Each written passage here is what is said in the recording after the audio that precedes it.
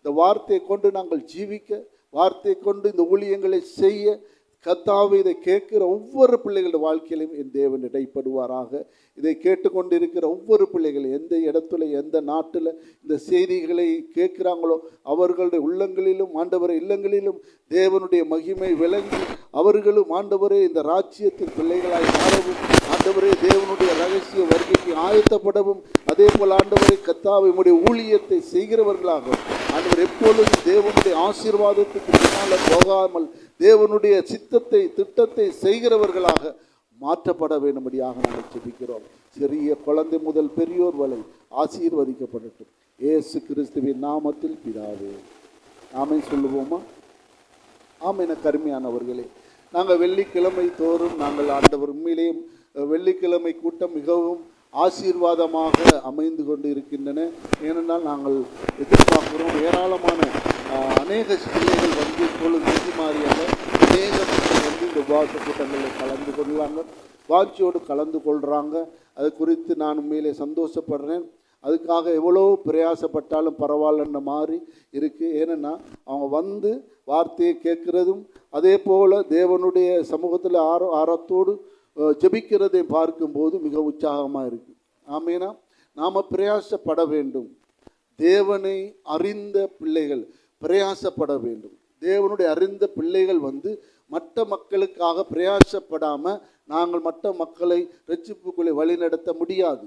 ஆமேனா, அதை ஒவ்வொரு பிள்ளைகளும் உணர்ந்து கொள்ளுகிறதுக்காகத்தான் அனுதினமும் நாங்கள் ஆண்டவருடைய வார்த்தையை பகிர்ந்து கொள்கிறோம், தியானிக்கிறோம், பேசுகிறோம்.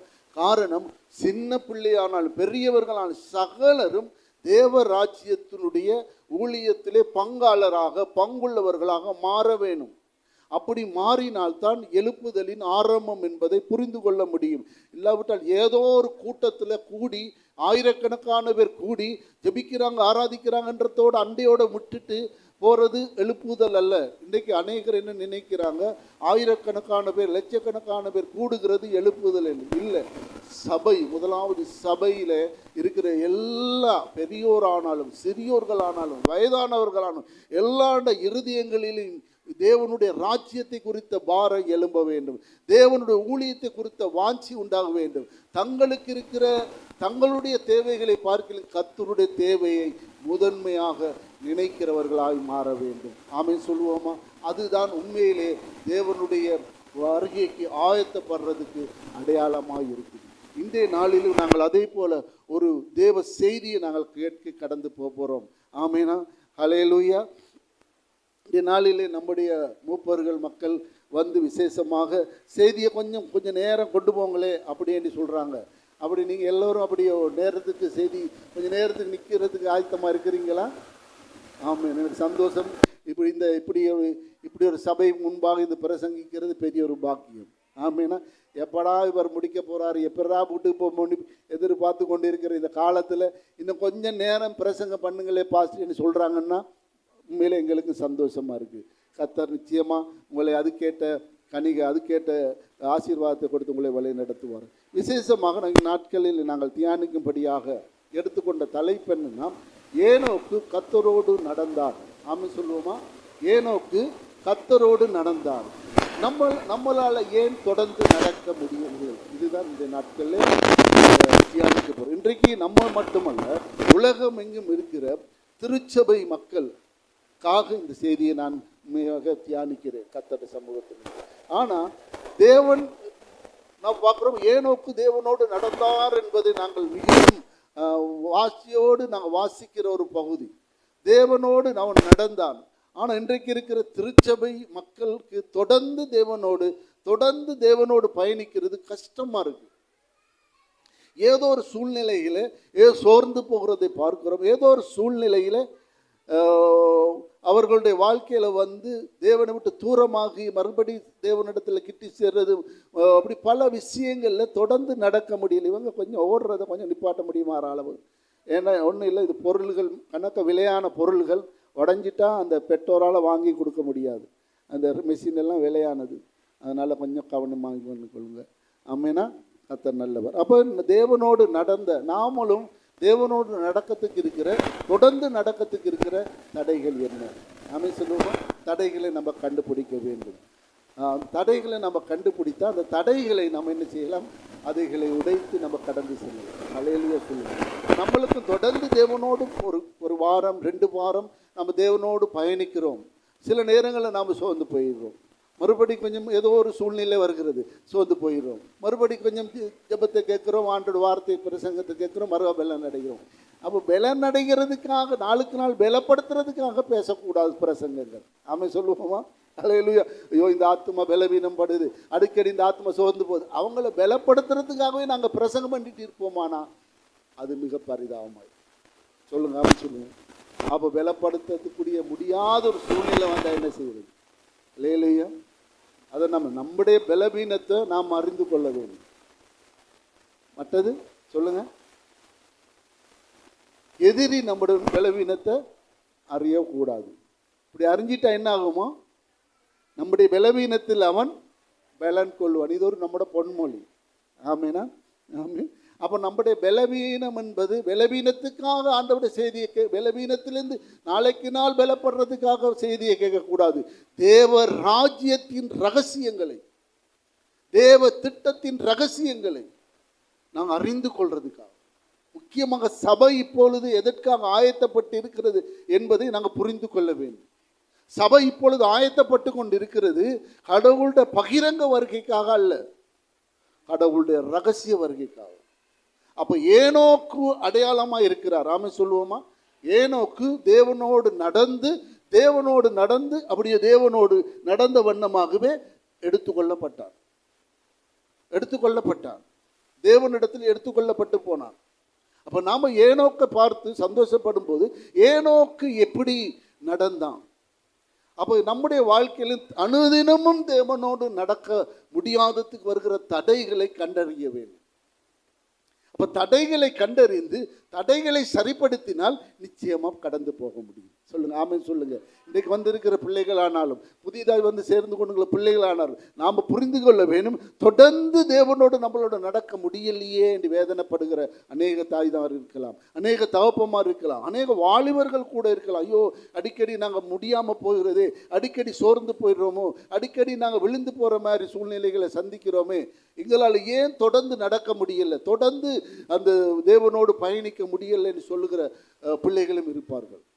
நம்முடைய வாழ்க்கையில் எனக்கு அறிய மருமையானவர்களே, நம்முடைய நோக்கம் நிறைவேறும் வரைக்கும் நம்ம இந்த பயணத்தை தொடர வேண்டும். ஆமே சொல்லுவோமா?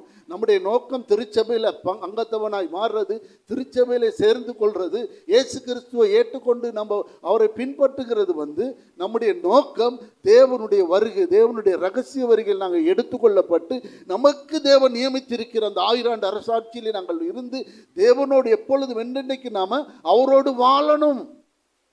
ஆமாம் சொல்லுங்க, அவரோடு வாழணும். ஏன்னா நாம வேதம் சொல்லுது, நாம் எப்பொழுதுமே நித்திய காலமாய் நம்ம வாழ வேண்டியவங்க. நம்மளை தேவன் படைத்திருக்கிற இந்த பொருள் மாதிரி அல்ல, படைப்புக்கு சம்பந்தம் இல்லை. நாம நித்தியமாய் காலமாய் வாழ வேண்டிய இந்த உலகத்தில் உள்ள சகலதும் அழிந்து போயிடும்.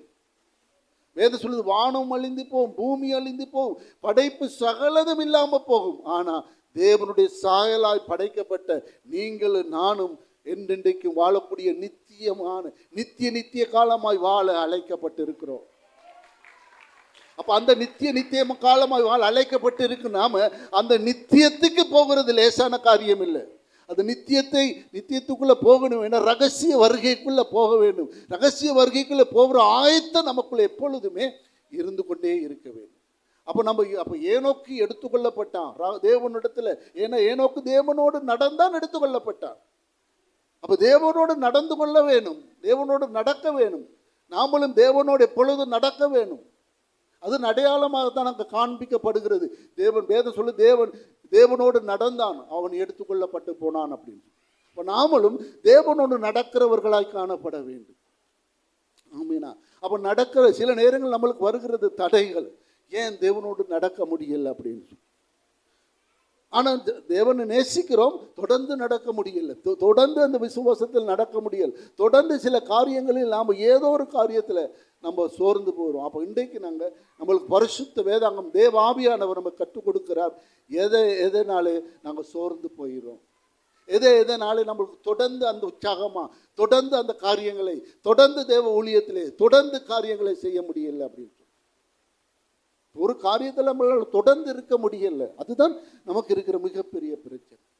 அப்போ நமக்கு இன்றைக்கு திருச்சபை எல்லோருமே ஆயத்தப்பட்டு கொண்டு இருக்க வேண்டும். நாங்கள் அந்த வார்த்தையை நாங்கள் வாசித்து கடந்து செல்லும். ஆதியாகம புஸ்தகத்திலே 5வது அதிகாரம் 24வது வசனத்தை நாங்கள் தியான வசனமாக எடுத்துக்கொண்டு நாங்கள் கடந்து போகிறோம்.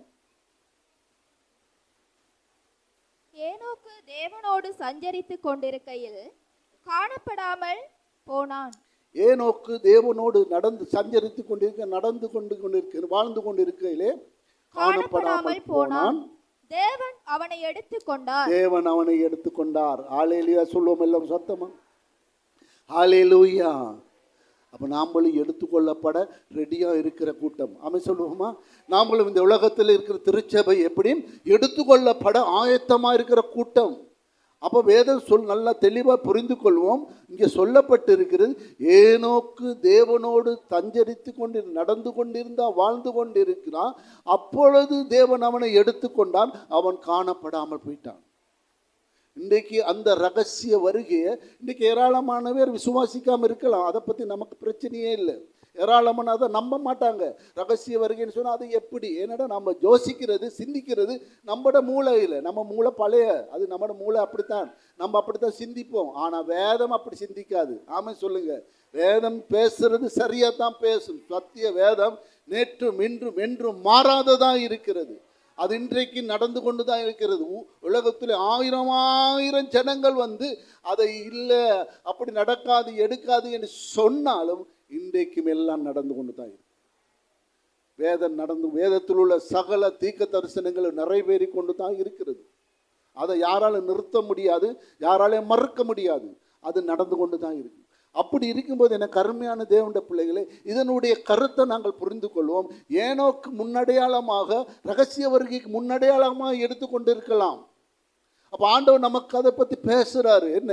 ஏனோக்கு தேவனோடு தஞ்சலித்து கொண்டு இருக்கும்போது அவன் காணப்படாமல் போயிட்டான். அப்போ நாமளும் தேவனோடு தஞ்சலித்து கொண்டு இருக்கும்போது காணப்படாமல் போயிடுவார்கள். இதுக்கு பின்னால் வருகிற அந்த 1000 ஆண்டு அரசாங்கத்துக்கு பிறகு இருக்கிற மக்கள் என்ன சொல்லுவாங்க?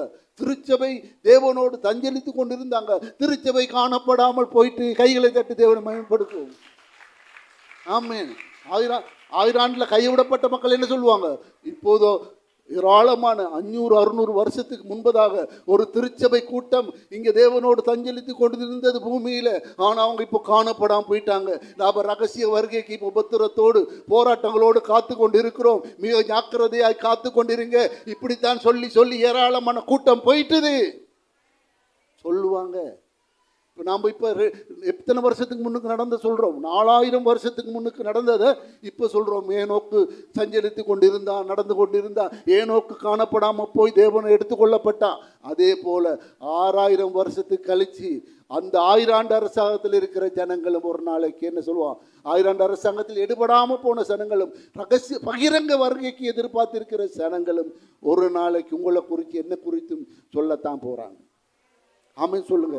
உலகத்தில் உள்ள திருச்சபையை பார்த்து சொல்லத்தான் போறாங்க. அப்படின்னா நாம இப்போ விழிப்புள்ளவர்களாய் மாற வேண்டும். நாம் இப்பொழுதே மிக கவனமுள்ளவர்களாய் மாற வேண்டும். நாங்கள் என்ன கருமையான தேவனுடைய பிள்ளைகள், ஏதோ ஒரு தேவைக்காக சபையை பின்பற்ற வேண்டாம். ஆமென் சொல்லுங்க.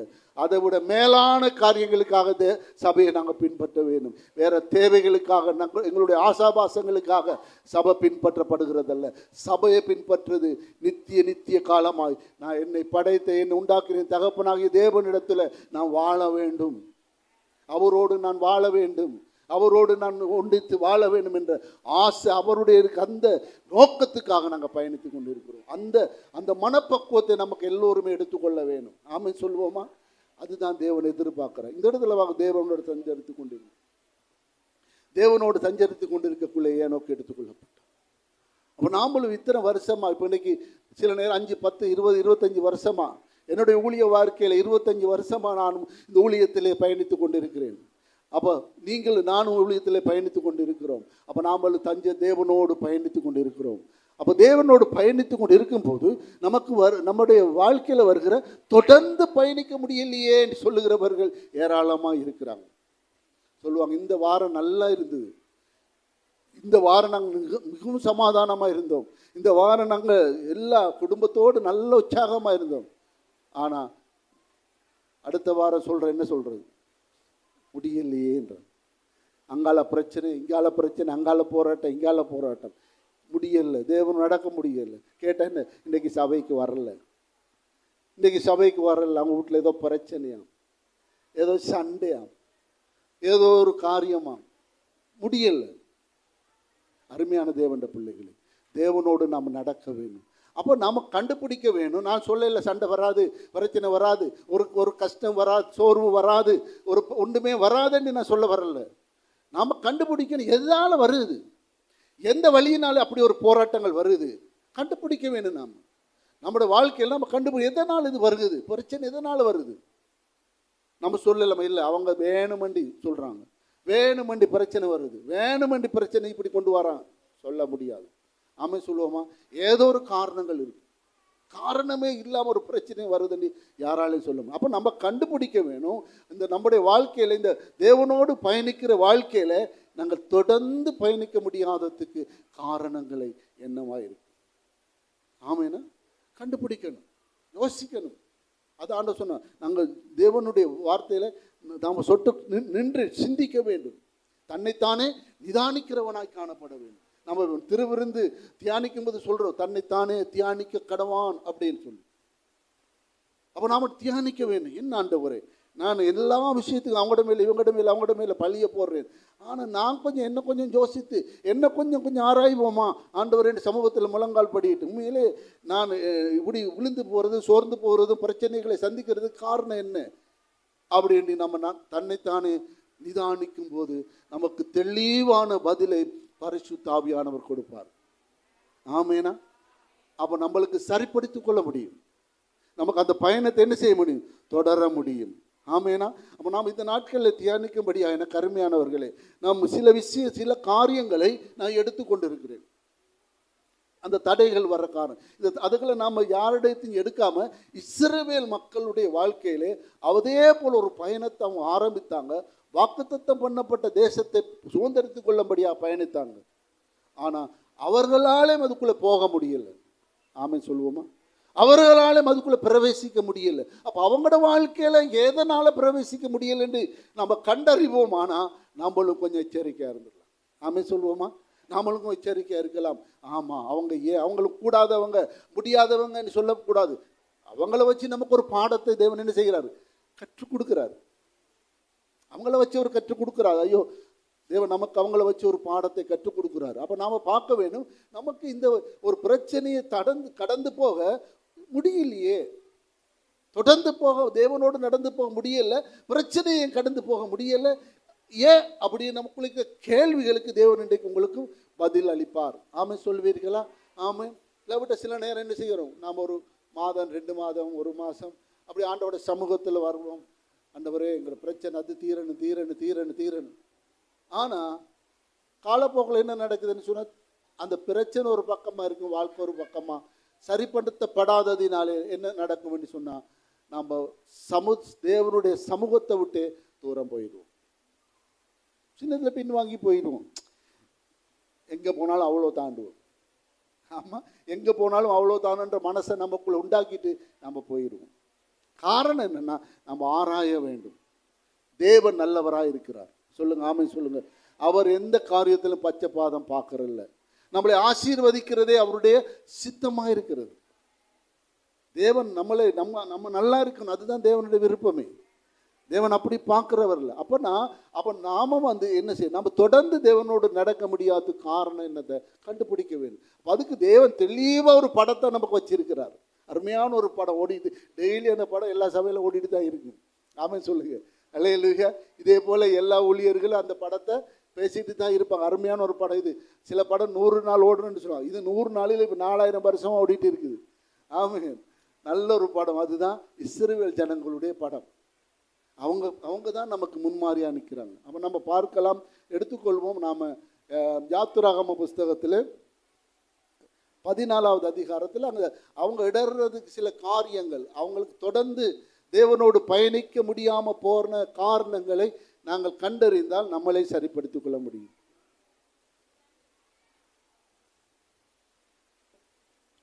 14வது அதிகாரம் 10ஆம் வசனத்தை நாங்கள் வாசி. பார்வோன் சமீபித்து வருகிற போது ம். இஸ்ரவேல் புத்திரர் தங்கள் கண்களை ஏறெடுத்து பார்த்து ம். எகிப்தியர் தங்களுக்கு பின்னே வருகிறதை கண்டு மிகவும் பயந்தார்கள். ஆமென் சொல்லுவோமா? 10ஆம் வசனம் நான் பிறகு வாசிப்போம். 11, 12 நாங்கள் வாசிக்கிறோம். ஆனால் அந்த 10ஆம் வசனத்தில் பாருங்க, அவங்க அடிமைத்தனத்திலிருந்து வெளியே வந்துட்டாங்க. அது அவங்களுக்கு கிடைச்ச பெரிய ஆசீர்வாதம். தேவன் 10 வாதைகள், 10 அற்புதங்கள், பெரிய அற்புதங்களை செய்து வெளியே கொண்டு வந்தார்கள். ஆமென் சொல்லுங்க. 10 அற்புதங்கள். இன்றைக்கு உங்கள்கிட்ட கேட்டால் நீங்களும் சொல்லுவீங்க 10, 8, 5 அற்புதம் எங்களோட வாழ்க்கையில் நடந்தது அப்படின்னு சொல்லி. ஆமேனா? நீங்கள் சொல்லுவீங்க, நாங்கள் பழைய வாழ்க்கையில் இப்படி இருந்தோம் பாஸ்டர், அப்படி இருந்தோம் பாஸ்டர், எங்கள் குடும்பம் இப்படி இருந்து பாஸ்டர், பிசாசின் புட்டிகள் இருந்து பாஸ்டர், கடன் பிரச்சனையில் இருந்து பாஸ்டர், எந்த நாளும் சண்டை தான் பாஸ்டர். அப்படி 10 வாதையிலிருந்து நீங்கள் வெளியே வந்திருப்பீங்க. ஆமேன்னு சொல்லுங்க. ஹல்லேலூயா. 10ல் பல அதுக்கு அதிகமான வாதையிலிருந்து வெளியே வந்திருப்பீங்க. ஆமேனா? நான் ஏன் இதை சொல்கிறேன்னு உங்களுக்கு புரியும்படியாக சொல்கிறேன். அவங்கள நம்ம மைண்டில் எடுத்துக்கொள்வோம் சில நேரத்தில். அவங்க மட்டுமே இல்லை, நம்மளும் அந்த வாதையிலேருந்து தான் வெளியே வந்துட்டாங்க. இப்போ வெளியே வந்துட்டாங்க, உற்சாகமாக பயணிக்கிறாங்க. உற்சாகமாக பயணத்தை தொடர்ந்துட்டோம். நம்மளும் உற்சாகமாக பயணத்தை தொடர்ந்துட்டோமா? தொடர்ந்துட்டோம். ஆமே சொல்லுங்கள். நாமளும் உற்சாகமாக பயணத்தை தொடர்ந்துட்டோம். ஆண்டவர் சமூகத்தில் இப்போ ஆராதனை பண்ணி ஜெபித்து நல்ல உற்சாகமாக பயணித்து கொண்டு இருக்கிறோம். ஒரு பிரச்சனை, பெரிய ஒரு பிரச்சனை பின்னால் தெரியுது. பெரிய ஒரு பிரச்சனை பின்னால் தெரியுது. திரும்பி பார்க்குறாங்க. 4 மாதம் மட்டும் போய் திரும்பி பார்க்குறோம், ஒரு 6 மாதம் மட்டும் போட்டு திரும்பி பார்க்குறோம், பெரிய ஒரு பிரச்சனை பின்னால் தெரியுது. பழைய கடங்காரன் திரத்தி வாரான். பழைய கடங்காரன் திரத்தி வாரான். அவங்களுக்கு கண்டு கொஞ்சம் என்ன ஆகிட்டான் பாருங்க. வாசிங்க 10. பார்வோன் சமீபித்து வருகிற போது இஸ்ரவேல் புத்திரர் தங்கள் கண்களை ஏறெடுத்து பார்க்கும்போது எகிப்தியர் தங்களுக்கு பின்னே வருகிறதாக கண்டு மிகவும் பயந்தார்கள். அவங்களை கண்ட உடனே பயம் வந்துட்டுது. 10 அந்த அற்புதமும் மறந்துட்டுது. சொல்லுங்க ஆமென் சொல்லுங்க. அவ்வளோ பெரிய 10 அற்புதத்தை கண்டு இப்போ அவங்கள கண்டு பயந்துட்டாங்க. இவங்க அற்புதத்தை கண்டவங்களுக்கு எப்படி இருக்கணும்? அல்லேலூயா. எங்கள் தேவனுக்கு பார்வோனுக்கு முன்பாக பலத்த அற்புதங்களை செய்தவர். இவங்க இப்போ வந்தாலும் பரவாயில்ல, அந்த துணிச்சல் அவங்களுக்குள்ள வரல, பயம் வந்துட்டுது. நல்லா கவனிக்கிறீங்களா? பாருங்க, இப்போ நம்முடைய முந்தி வாழ்க்கையில் நம்மளை தேவன் கலட்டும் போது அது எப்படிப்பட்ட ஒரு பயங்கரமான வாழ்க்கையில் நம்மளை கலட்டினார். அப்போ அதை விட ஒரு சின்ன ஒரு பிரச்சனை தான் இப்போ எழுப்பி வருது. ஆனால் நமக்கு பயம் வந்துட்டுது. யோசிச்சு பாருங்க, எவ்வளோ பயங்கரமான சூழ்நிலையிலிருந்து கழட்டினோம். கண் மூடிட்டு வழிபட்டோம். ஆமா சொல்லுங்க. கண்ணை மூடிட்டு கும்பிட்டோம். அல்லவா? நம்ம வெளிப்படையாக சொல்லலை, கண்ணை மூடிட்டு கும்பிட்ட மாதிரி கும்பிட்டோம். எது என்னன்னு தெரியாத வாழ்க்கையில் இருட்டில் வாழ்ந்த ஒரு வாழ்க்கை வாழ்ந்தோம். இப்போ வெளிச்சத்தில் கொண்டு வச்சா எல்லாம் நல்லா பளிச்சன்னு தெரியுது. ஆமேன் ஹல்லேலூயா. எல்லாம் நல்லா தெளிவாக தெரியுது. ஆனால் இப்போ சின்ன ஒரு பிரச்சனை தெரியுது தூரத்தில். இப்போ பயம் வந்துட்டு. ஆமேனா? பாருங்க, பயம் முதலாவது காரியம். எனக்கு அருமையானவர் பயம். ஹல்லேலூயா சொல்லு. இந்த பயத்தில் இருந்து தேவன் நம்மளை விடுதலையாக்க வேண்டும். வேதம் சொல்லுது, பயப்படுகிறவர்கள், வெளிப்படுத்த புஸ்தகத்தில் சொல்றாங்க, பயப்படுகிறவர்கள் தேவனுடைய ராஜ்யத்தில் பிரவேசிக்க மாட்டார். வாசிச்சிருக்கிறீங்களா? பயப்படுகிறவர்கள். பயம்னு சொன்னா இந்த கடன் பிரச்சனைக்கு பயப்படுறவங்க அல்ல, ரட்சிப்பை நிறைவேற்ற முடியாத அதுக்கு வருகிற தடைகளுக்கு பயப்படுகிறவர், அதை கண்டு பயப்படுறவர். இப்போ பயப்படுகிறவர்கள், இங்க பயம் உண்டாயிட்டாங்க.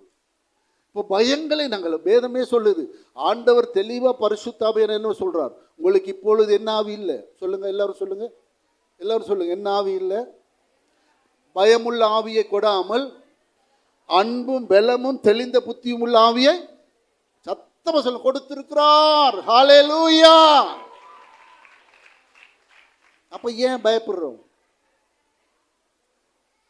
ஆமென்.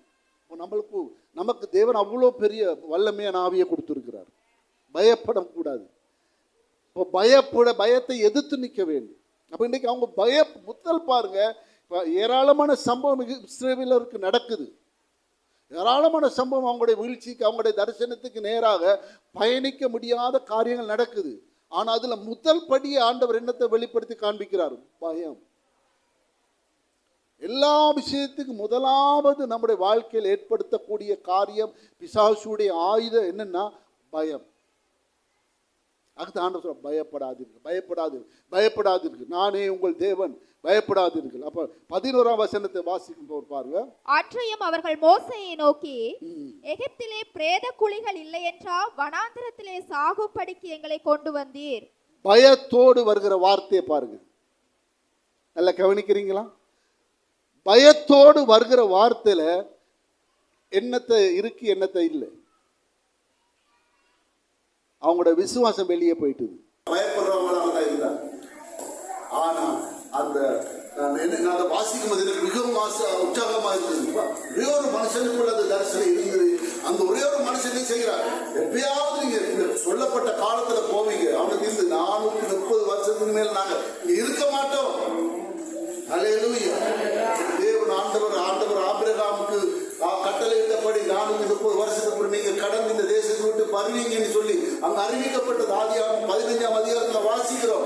அந்த வேதத்தின் வார்த்தையின்படி அவன் நம்பி இருந்தான். நாங்க போவோம், என்னை கூட்டிட்டு போகிறார், என்னுடைய இதுகளை எடுத்துட்டு போவோம். அவ்வளவு பெரிய விசுவாசம். தேவனுடைய பிள்ளைகளா இருக்க நீங்கள், நான் கருமையானவருக்கு நீங்க இன்னைக்கு வந்து அம்மா பாக்கியம், எல்லோரும் பாக்கியவான்கள். காரணம் என்னன்னா, தேவன் நம்மளை விசேஷித்த அழைப்புக்கு அழைச்சிருக்கிறார். அதன் ஆரம்பத்தில் நான் ஏனோக்கு நாங்களும் காண்பித்து கொடுத்தேன். அதே போல நம்மளுக்கு ஒரு நாள் வரும். தேவன் நமக்கு ஒரு நாள் வச்சிருக்கிறார். நாமளும் தேவனும் அந்த ஏனத்தை போல எடுத்துக்கொள்ளப்படுகிற ஒரு நாள் வரும். அதுக்காக இருக்கிற தடைகளை தான் நான் பார்க்கிறோம். வருகையை குறித்து நான் பேசல, அதை குறித்து நான் பல தடவை பேசினேன். நாம் என்னத்தை பார்க்கிறோம்? நாம் அதுக்கு வருகிற தடைகள் நம்முடைய வாழ்க்கையில். இன்னைக்கு நீங்க வேற ஒரு காரணத்துக்காக வந்திருக்கலாம் சில பேர். ஆனா அந்த காரணத்தை கூட தேவன் கொடுக்க போற ஆசீர்வாதம் மிக பெரிதான்.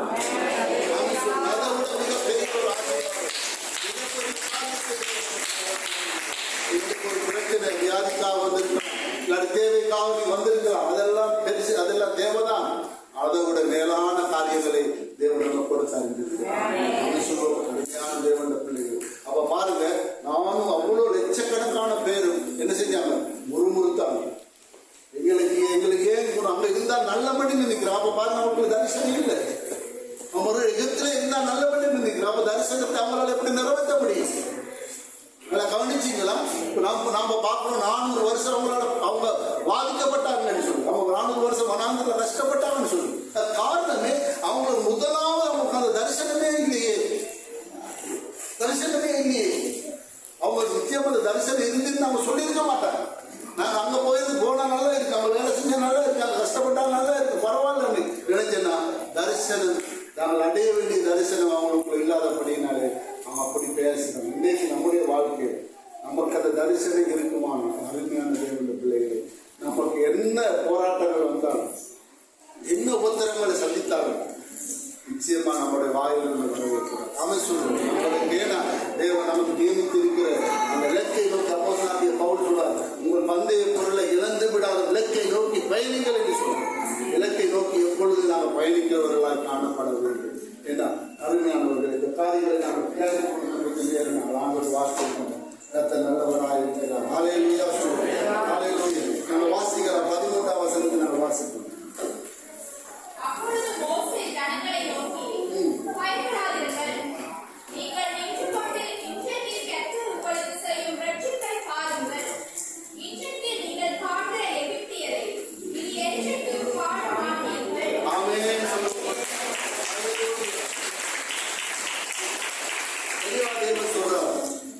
என்ன சொல்றாரு?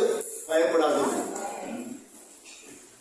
முதலாவது காரியத்தை நாங்கள் பார்த்து கொண்டிருக்கோம், பயம். பயப்படாதீர்கள். பாட சொல்ல, நீங்க அவங்களுக்கு பயப்படாதீங்க. நீங்க அவங்களுக்கு நடக்கிற காரியத்தை நீங்க பார்ப்பீங்க. அருமையான தேவனுடைய பிள்ளைகளே, முக்கியமா நம்முடைய வாழ்க்கையில பயம் நம்முடைய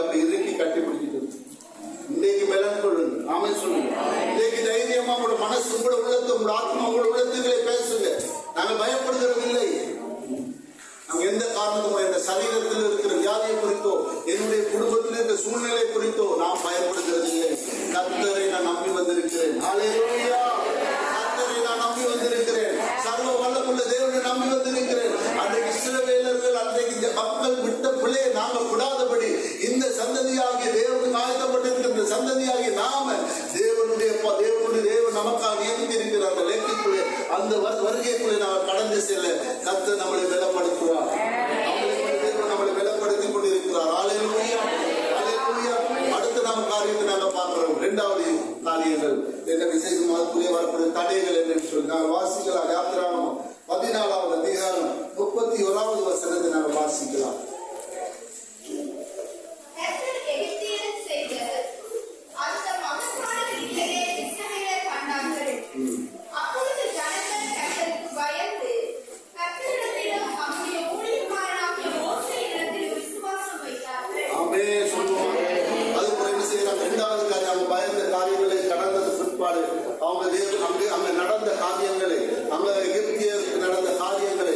செங்கடலிலே அவங்களுக்கு நடந்த காரியங்களை கண்டு மறுபடியும் என்ன செய்கிறாங்க, கர்த்தர் மேல ஒரு பயம் வைக்கிறாங்க. கர்த்தர் மேல அதுவும் என்னது, அற்புதத்தை கண்டதினாலே, அதிசயத்தை கண்டதினாலே அவங்க பயம், பேர் சொல்லுது, அவங்க கர்த்தர் மேல் பயப்பட்டாங்க. அது உண்மையிலே அது ஒரு விசுவாசமா சொல்லுங்க? அது விசுவாசம் அல்ல, அது ஒரு வெறும் பயப்பட்டது. அவங்க சரியான என்ன செஞ்சிருக்க வேண்டும், அது பிறகு அவங்க மேல கண்டது மேல அவங்க சொன்னது, நாங்க கர்த்தர் மேல விசுவாசம் வைக்கணும். ஆனா விசுவாசம் வைக்கல, கர்த்தர் மேல பயப்பட்டோம். இந்த பயம் வந்து விசுவாசம் வந்து பயப்படுகிறது ஒரு ஒரு காரியம். அது அவங்களுக்கு செஞ்சது நமக்கு நடந்துருமோ அப்படியே பயம். நம்மளும் தப்பு பண்ணினா தண்டிச்சிருவாரு பயம். அந்த பயம் வந்து ரட்சிப்பு அல்ல, அந்த பயம் வந்து விசுவாசம் அல்ல. கடவுள் எங்களுக்கு அடிப்பார், எங்களுக்கு எங்கள் ஆசீர்வாதங்களை எடுத்துருவார், எங்களுடைய காரியங்களை எங்களிடத்திலிருந்து நீக்கிடுவார் என்றது ரட்சிப்பும் அல்ல, விசுவாசமும் அல்ல, அது பயம். நாம் என்ன செய்ய வேண்டும், எல்லா நேரங்களிலும் நம்ம விசுவாசிக்க வேண்டும். நாம சொல்லுவோமா, அழைத்த ஒரு நோயோட வேண்டும் விசுவாசிக்க வேண்டும், எங்களை அழைத்த ஒரு இறுதி நடத்துவார் என்று விசுவாசிக்க வேண்டும். அடுத்தது நம்முடைய தடைகளை கண்டறிந்து, நம்முடைய பயணத்துக்கு வருகிற அடிக்கடி வருகிற தடைகளை கண்டறிந்து நாம் அவைகளை சரிப்படுத்த வேண்டும். சொல்லுவோம், அவைகளை நாம் சரிப்படுத்த வேண்டும். நம்ம அதை கேட்டுட்டு நம்ம நீதிமானாக நம்மளை மாற்றிக்கொள்ளக் கூடாது. நம்ம வந்து சரியென்று நம்மளுக்கு ஒரு சரி போட்டுக் கொள்ளக் கூடாது.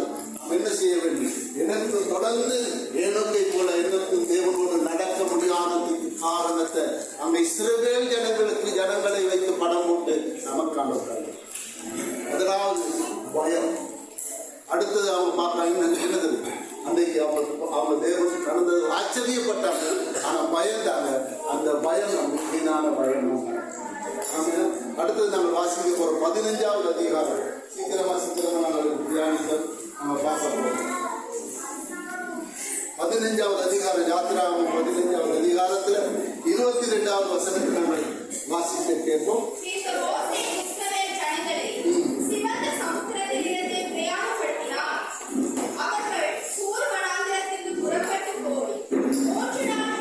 நல்லா கவனிங்க, 3 நாள் என்ன செஞ்சாங்க, தண்ணீர். இரண்டாவது பிரச்சனை இல்ல, இரண்டாவது பிரச்சனை எப்போ வருது, 3 நாள் பயணித்த போது அப்பதான் சொன்னாங்க, கர்த்தருக்கு பயந்தாங்க. 3 நாளைக்கு பொறுமை இல்லாம. எல்லாம் கவனிச்சீங்களாமா, கவனிக்கிறீங்களா? அவங்களை எடுக்காம நம்மளை கொஞ்சம் உட்படுத்திக் கொள்வோமா? நாம அவங்களை மட்டும் பார்க்காம நம்மளை கொஞ்சம் பார்ப்போம். எத்தனை நாளைக்கு தண்ணி இல்லாம போயிட்டு, 3 நாள் தண்ணி இல்ல.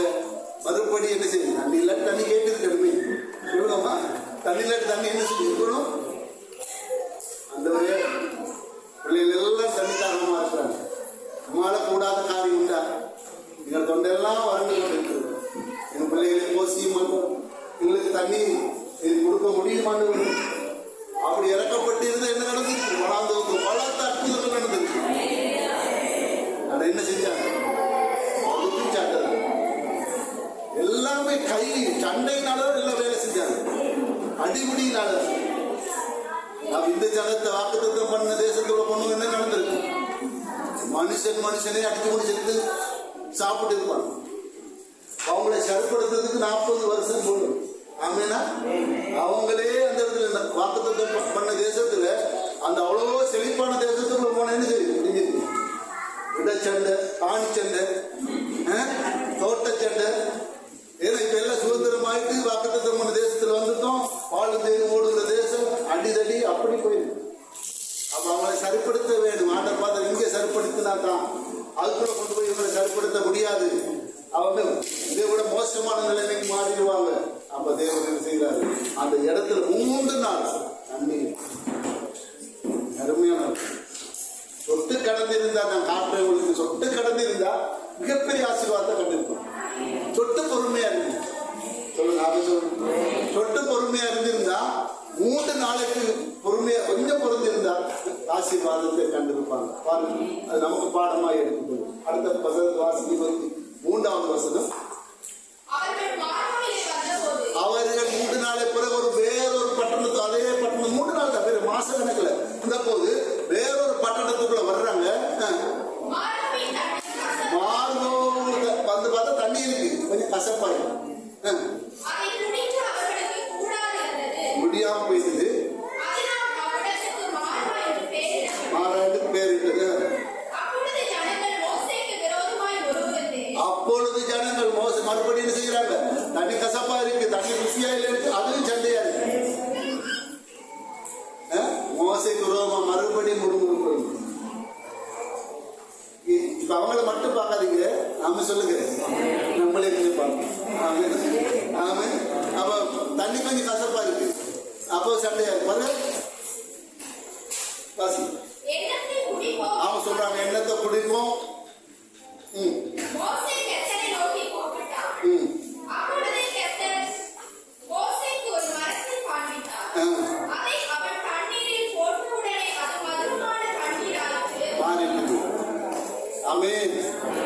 சின்னொரு அவங்கள நம்ம சோதிக்கிறத பாருங்க.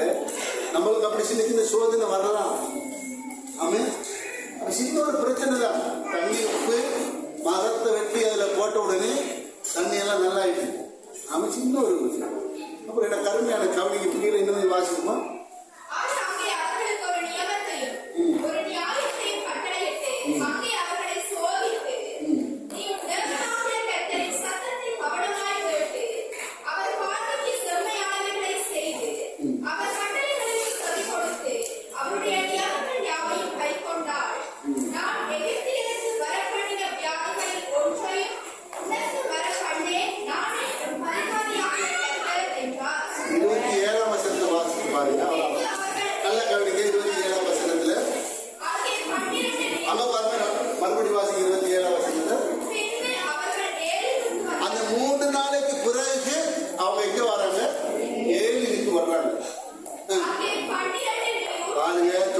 பொறுமையா இருந்தா என்ன கட்டாங்க? 12 நீரூற்றுகள். எத்தனை மரம் இருந்தது? பேணிச்ச மரம், பேணிச்ச மரம் 70. பெரிய எண்ணிச்ச மரம் 70 இருக்கு. எங்க பக்கத்துல தான். சொல்லுங்க, ஆமே சொல்லுங்க. ஆசீர்வாதம் எங்க இருந்தது? பக்கத்துல தான். அந்த பக்கத்துல போயிட்டு அந்த ஆசீர்வாதத்தை பெறது கூட பொறுமை. 3 நாள் பிரச்சனை. 3 நாள் தண்ணி இல்லை. அத கொஞ்சம் நடந்தா அங்க பேணிச்ச மரம் இருக்கு, தண்ணி இருக்கு. தேவன் பட்டினியாவா கொண்டு போனாரு. பேணிச்ச மரம் பக்கத்துல வச்சு தண்ணி நீர் ஊட்டல வேணாந்த எவ்வளவு நல்ல தண்ணி, எவ்வளவு தண்ணி எல்லாம் கொடுத்துட்டு அவன் கொண்டு வந்தார். கொஞ்சம் பொறுமையா கொஞ்சம் நடந்திருந்தாலே பேணிச்ச மரத்தை கண்டிருப்பாங்க, அவங்க நீர் ஊட்டுகளை கண்டிருப்பாங்க. நல்ல ஆண்டவர்களோட அன்பா போயிருக்கிறோம். நாம சொல்லுவோம் பயணத்துக்கு தடையை பாருங்க. விசுவாசத்துல கொஞ்சம் பொறுத்திருக்க முடியும், விசுவாசத்துல கொஞ்சம் உறுதியா நிற்க முடியல. சரி, இன்றைக்கு கிடைக்கல தான். சரி, இன்றைக்கு இப்படித்தான் எங்க குடும்ப சூழ்நிலை இருக்கு. நேற்றெல்லாம் சரியான மழை, பரவாயில்ல, நாளைக்கு ஏதோ வெயில் அடிக்கும். இன்றைக்கு கரண்ட் இல்லை, சரி பரவாயில்ல, நேற்றெல்லாம் கரண்ட் இருந்ததுதான். நாம சொல்லுங்க வந்து கோபம். இப்படித்தான் இந்த உலகம், இந்த உலகத்துல அப்படி இருக்கும். அல்லேலூயா. சில பேர் என்ன செய்வாங்க, வெயில் அடிக்கிறத பார்த்து பேசுவாங்க. வேர்த்து கொட்டுது, என்ன வெயில், சூரியன் பாவம். சூரியன் என்ன செய்ய, சூரியனுக்கு நீ சரியா இருக்கு, நேராக இருந்து சரி, சூரியனுக்கே சரி. சில இடத்துல சூரியன் சூரியனால்தான் ஆசீர்வாதம். நம்ம சொல்லுங்க, மரம் செடியெல்லாம் வளர்ந்து செழிப்பா வரும். அவ சூரியன் யாரைத்தான் பார்க்கறது? நீ தான் அதை கவனமா நடந்து கொள்ளணும். சூரியனுக்கு நேரம் நின்று வேர்த்த போட்டுறதா, இல்ல சூரியனுக்கு மறைவா இருந்து நல்ல செழிப்ப ஆசீர்வாதத்தை நீ எடுத்துக்கொள்றதா சொல்லு. நாம சொல்லுவோம், நம்ம என்ன செய்யறோம்னா எல்லாத்துக்கும் நம்மளே பிள்ளைய செய்யறோம், நம்மளே தவற செய்யறோம், மற்றவங்க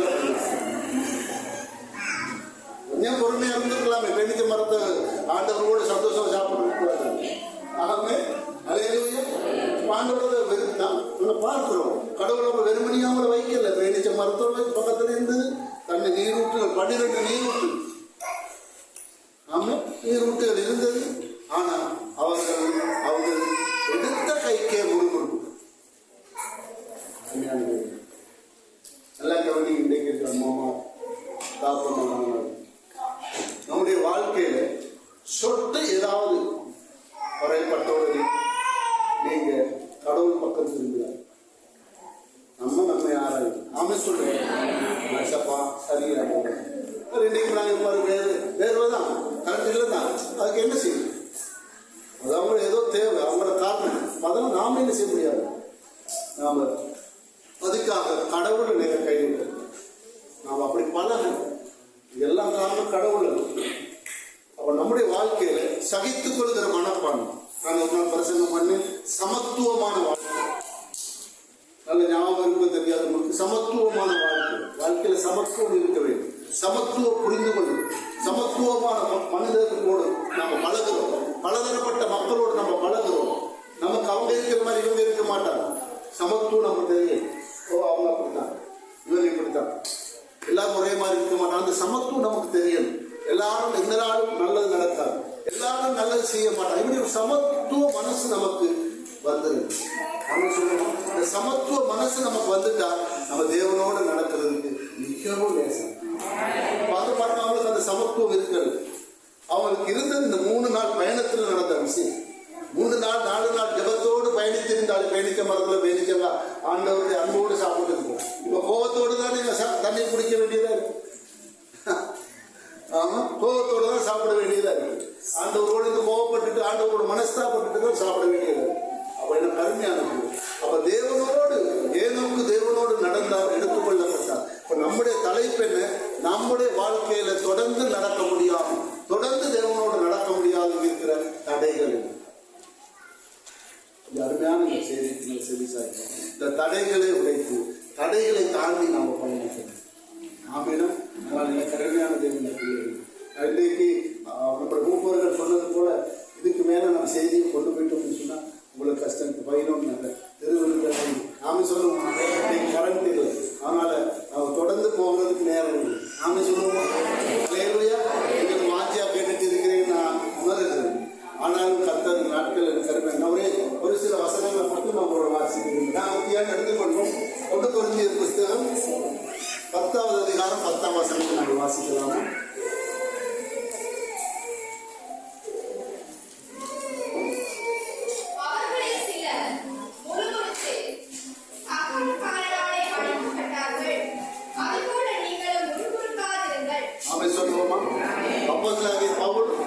இன்றைக்கு நாம இஸ்ரவேல் மக்களை வைத்து இந்த பயணத்தை நாங்கள் தியானிக்கிறது போல அன்றைக்கு அப்போஸ்தலனாகிய பவுலும் இதை வைத்து தியானித்து சொன்னாரு. அன்றைக்கு அவர்கள் முழுமுழுக்கும் சங்காரக்காரனாக தண்டிக்கப்பட்டது போல நீங்களும் தண்டிக்கப்படாதபடி அப்படின்னு சொல்றாங்க. ஆமீனா. நம்மளும் இந்த நாட்களிலே கர்த்தரிடத்தில் நாங்கள் ஜெபம் பண்ணுவோம். ஆண்டவரே, எங்களுக்கு உங்களுடைய ஏனோக்கை போல இதனால பயணித்து எடுத்துக்கொள்ளப்படுகிற நாள் வரைக்கும் நாங்கள் எங்களுடைய வாழ்க்கையில் வரக்கூடிய தடைகள் என்னத்தை பார்த்தோம்? முதலாவது தடை என்ன பார்த்தோம்? பயம். ஆமா. 2வது நாங்கள் பார்க்கிற விசேஷமாக நமக்கு பொறுமை தேவை. ஆமா. 2வது நமக்கு பொறுமை தேவை. ஆண்டவருடைய காரியங்களை பெற்றுக்கொள்ள அவசரப்படக்கூடாது. நம்மளே அதுக்குள்ள நாம் என்ன செய்வது? நம்மளை சரிப்படுத்திக் கொள்ள வேண்டும். நம்ம மற்றவர்களை பார்க்கிறதை விட மற்றவர்களுடைய மற்றவர்கள் எங்கள் மேல குற்றச்சாட்டுற, மற்றவர்கள் எங்களை நேசிக்கல, மற்றவர்கள் எங்களை புரிந்து கொள்ள என்றதை விட நாம சோதித்தறிந்து நம்மளே சரிப்படுத்தும் போது அது இஸ்ரவேல் ஜனங்கள் விட்ட பிள்ளையை நாம விடாதபடி நாம பயணிக்க முடியும். நம்ம சொல்லுவோம். அப்ப 2வது என்னத்தை பார்த்தோம்?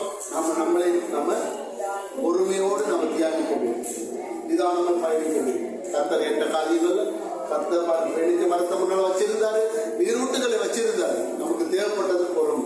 அதே போல உங்களோட வாழ்க்கையிலும் சகல ஆசீர்வாதங்களை சகல காரியங்களை முன்னால் வச்சிருப்பார். ஆமேனா? அதனால் உங்களை சரிப்படுத்துறதுக்காக தாமதமாகும். அந்த தாமதத்தை நீங்க சரிப்படுத்தினீங்கன்னா அந்த ஆசீர்வாதங்களை கிடைக்கும். நம்ம எல்லோரும் அப்படி இருந்த வண்ணத்தில் கண்களை மூடி நாங்கள் ஜெபம் பண்ணுவோம்.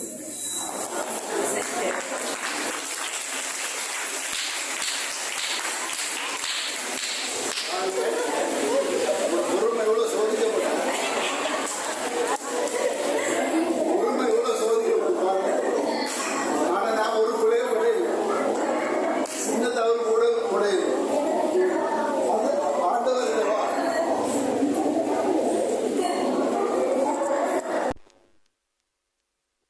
ஆமென். கவனிக்கிறீங்களா? பார்த்தீங்களா சோதிக்கப்படுகிறது எப்படின்னு சொல்லி? ஆனால் நம்ம என்ன செய்யலை? கரண்ட்காரருக்கு ஏசவும் இல்லை, அரசாங்கத்துக்கு ஏசவும் இல்லை, ஒன்றுக்கும் ஏசம் இல்லை, சூழ்நிலைக்கு ஏசம் இல்லை. பரவாயில்ல, நம்ம ஏற்றுக்கொண்டோம். ஆமை சொல்லுவோமா? பெரிய ஒரு சாட்சியாக அதுதான் நமக்கு இதை நிரூபித்து காட்டுறாரு. நம்மளோட வாழ்க்கையில் அப்படித்தான். எனக்கு அருமையானவர், 2 காரியத்தை மனதில் வைங்க. ஒன்று, நம்ம பயப்படாதீங்க. 2வது, பொறுமையோடு இருங்க. நம்ம ஆசீர்வாதத்தை சுதந்தரிக்கலாம். அல்லேலூயா சொல்லுவீர்களா? அருமையான தேவனுடைய பிள்ளைகள், அப்போ நம்ம பொறுமையோடு இருந்து நாம் சாதிக்க முடியும். தேவன் நமக்கு அவையெல்லாம் செய்து கொடுக்க வல்லவராக இருக்கிறார். அல்லேலூயா. கர்த்தர் நல்லவனா. எல்லோரும் அப்படி இருந்த வண்ணத்திலே நாங்கள் எழுந்து நின்று